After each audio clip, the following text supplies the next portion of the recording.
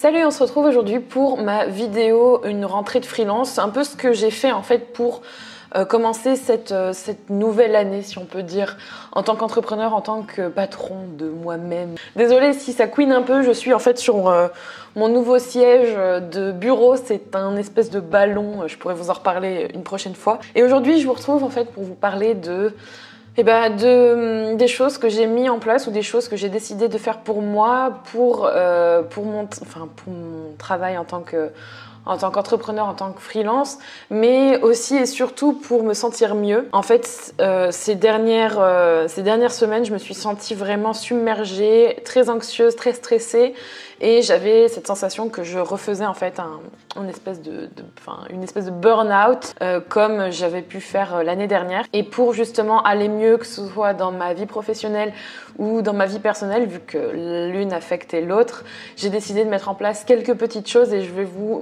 parler de ça aujourd'hui. La première chose que j'ai commencé à faire, et il y aura bientôt une vidéo à ce sujet, c'est le rangement et commencer à faire vraiment le tri par le vide, mais de façon intelligente. J'ai beaucoup lu et beaucoup écouté de choses sur le minimalisme, sur la méthode KonMari, que je vais bientôt sûrement vous reparler, je vais vous reparler de cette méthode-là. Et en fait, ranger, ça m'a permis, et ça me permet encore aujourd'hui, de faire le tri, de me poser la question, est-ce que j'ai besoin de ça? Est-ce que j'ai besoin de cette chose-là pour travailler?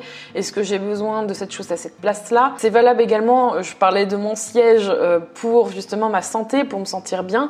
Donc ranger en fait mon bureau, c'est tout bête, mais ça m'a permis de remettre un peu les choses en place, et c'est pas terminé parce que j'ai encore plein de choses à ranger là sur mon bureau. Là, je suis en train de regarder, c'est encore un bazar pour moi, et c'est très important parce que si vous n'avez pas un environnement où vous vous sentez bien, vous allez plutôt avoir l'esprit détaché de ce que vous êtes en train de faire, c'est-à-dire que vous allez vous concentrer sur des petites choses autour de vous, vous n'allez pas forcément être super productif, et avoir un endroit qui vous est propre et qui est bien rangé, ça vous permet d'avoir l'esprit plus clair et d'être beaucoup plus productif. Une autre chose que j'ai faite, ou plutôt que j'ai reprise pour ma part, c'est le bullet journal. Alors si j'ai un conseil à vous donner, c'est de commencer un bullet journal.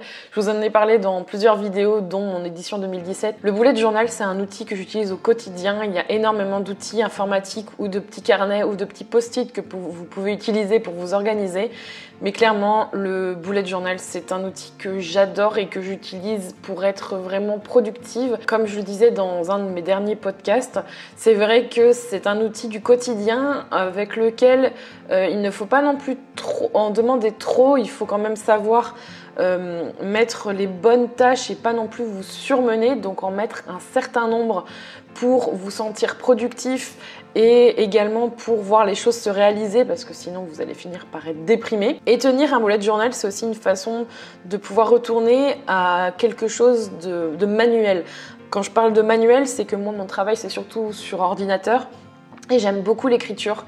J'ai toujours adoré avoir de la papeterie, avoir des crayons, et pouvoir écrire les choses, ça permet de mettre un peu plus de concret dans ma vie et de pouvoir les noter. C'est un autre rapport en fait à mon travail, à la vie, à la productivité que je peux avoir, et ça me permet de m'apaiser d'une certaine manière. L'autre point, c'est d'être apaisé et de faire des choses pour vous, de prendre du temps pour vous, et c'est quelque chose que je pensais faire et que finalement je ne faisais pas, soit correctement, soit pas suffisamment pour moi. C'est-à-dire que prendre du temps pour vous, c'est de vous détacher de ce que vous êtes en train de faire, de faire une autre tâche et de faire ces choses véritablement pour vous. Ça peut passer par du yoga, de la méditation, de la marche, quelque chose qui va vous demander une pleine attention et qui vous fasse du bien. Ça peut passer aussi par se maquiller, mais vraiment la méditation, je pense que c'est une très bonne façon de se détacher de tout le reste et de prendre ce temps vraiment pour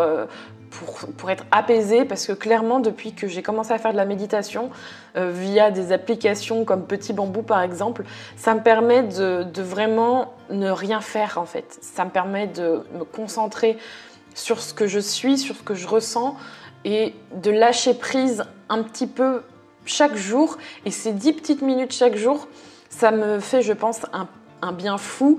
Je me suis aussi mis au yoga, j'ai aussi décidé de me remettre à l'aquarelle, à me mettre voilà, à des choses manuelles, comme je le disais par rapport au bullet journal. C'est des choses qui demandent pleinement de l'attention et de l'intention aussi d'ailleurs pour vous sentir mieux et de vous détacher de toute cette frénésie que vous pouvez avoir dans votre travail, la rapidité, la productivité, voilà, rationaliser le temps et ben, la productivité.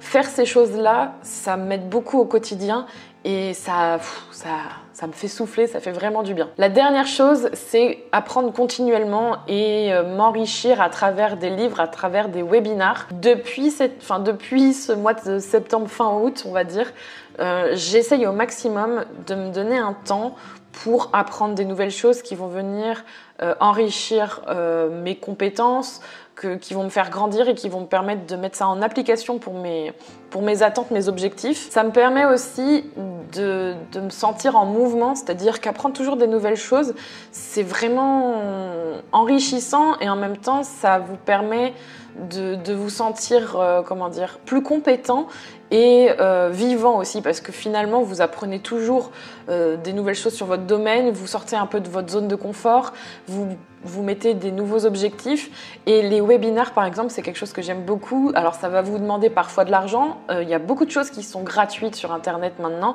Et là, je pense aussi revenir aux livres plus régulièrement parce que je m'aperçois que l'écran, je commence à saturer et que même si on a la possibilité de lire sur un écran, lire sur un livre, c'est vraiment une autre relation. On revient toujours à ce sens manuel ou à se toucher avec les objets. On a vraiment l'impression d'être ancré dans un moment particulier et lire un livre, c'est quand même assez particulier. J'ai besoin de retrouver cette relation, donc je vais chercher des livres de développement personnel, peut-être aussi des livres de fiction, mais quand même des choses qui vont venir étayer mon quotidien et me faire avancer dans ce que je recherche aujourd'hui dans ma vie. Voilà, c'était une courte vidéo pour vous montrer un peu ces nouvelles façons d'aller mieux dans ma vie de freelance et d'entrepreneur, parce que c'est des choses qui sont importantes. On est très axé sur le côté productif, mais j'avais envie de soulever le côté bien-être dans une vie d'entreprise quand on a sa propre société. Je vous retrouve pour une prochaine vidéo très bientôt. En attendant, prenez soin de vous. Bye bye!